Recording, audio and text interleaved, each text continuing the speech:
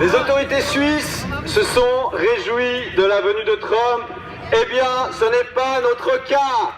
Nous sommes ici pour lui dire qu'il n'est pas le bienvenu.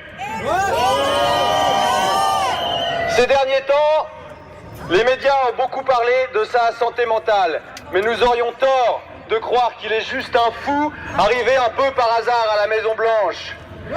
Il représente un courant qui se développe aussi bien en Europe qu'aux États-Unis. Il incarne ce qui se fait de pire au sein de la droite réactionnaire. Plus que Trump lui-même, c'est tout ce qu'il représente que nous dénonçons ce soir.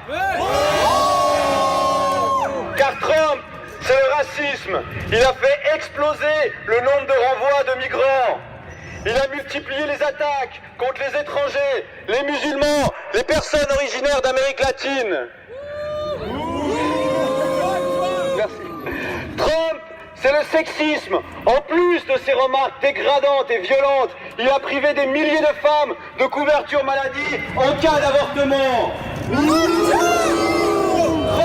C'est un danger pour l'environnement. Après avoir dénoncé les accords de Paris, il a relancé la construction de pipelines, étendu les forages au large de l'Alaska et encouragé les énergies fossiles par tous les moyens. Trump, c'est une politique internationale désastreuse et toujours plus dangereuse. Sa reconnaissance de Jérusalem comme capitale de Israël en est le dernier exemple. De même que l'explosion du budget militaire. Et Trump, c'est une politique extrêmement brutale envers les couches populaires du pays. Sa réforme de la fiscalité va profiter massivement aux plus riches et aux grandes entreprises au détriment des plus démunis. Son budget prévoit de nombreuses coupes dans les prestations sociales envers la population.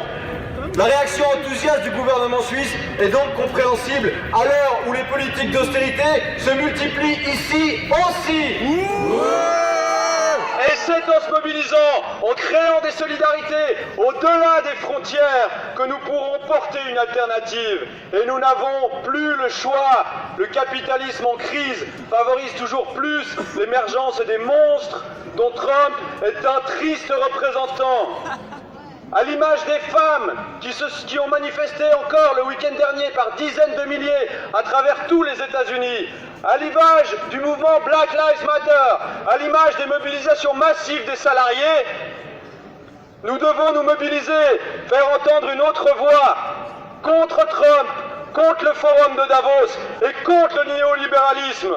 Contre les 1% qui se gavent, faisons entendre la voix des 99%.